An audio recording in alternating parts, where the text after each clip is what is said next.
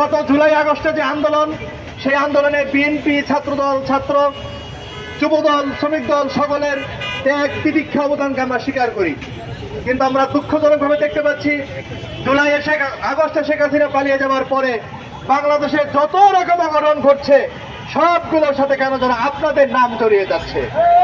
প্রিয় ভাইয়ের আমার, আমরা অত্যন্ত ব্যথিত, অত্যন্ত বিক্ষুব্ধ মনে এখানে একত্রিত হয়েছি। আমরা পরিষ্কার করে বলতে চাই, বিএনপির শীর্ষ নেতৃবৃন্দ বারংবার চাঁদাবাজদের বিরুদ্ধে কথা বলেন, আপনাদের অবস্থান দাঁড়ান দিচ্ছেন, কিন্তু মাঠের অবস্থা প্রমাণ করছে আপনারা আপনাদের কর্মীদেরকে নিয়ন্ত্রণ করতে পারছেন না।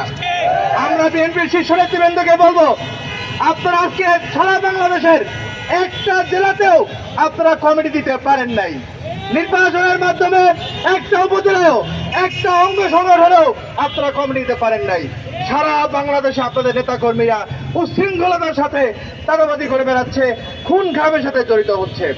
আজকের এই সমাবেশ থেকে আমরা বিএনপি নেতৃবৃন্দকে স্পষ্ট করে বলতে চাই, আপনারা জানেন গত জুলাই আগস্টে চাঁদাবাজদের বিরুদ্ধে বাঙালি কিভাবে রুখে দাঁড়িয়েছিল।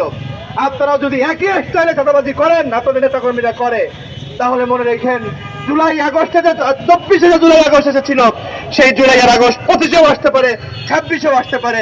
হাসিনা গেছে যেই পথে, আপনারাও সেই পথ উৎখাত হতে পারেন। সেজন্য বিএনপি নেতৃবৃন্দকে বলবো, অবিলম্বে এদেরকে নিয়ন্ত্রণ করুন, অবিলম্বে নিয়ন্ত্রণ করুন। যদি নিয়ন্ত্রণ করতে না পারেন, আপনারা বিএনপির রাজনীতি ছেড়ে দেন, কিন্তু বিএনপির নাম করে, ছাত্রদলের নাম করে, যুবদলের নাম করে চাঁদাবাজি হলে থাকবে, মনে রাখবেন, তাহলে কিন্তু মানুষ ধরে নেবে চাঁদাবাজি স্বয়ং বিএনপি করছে।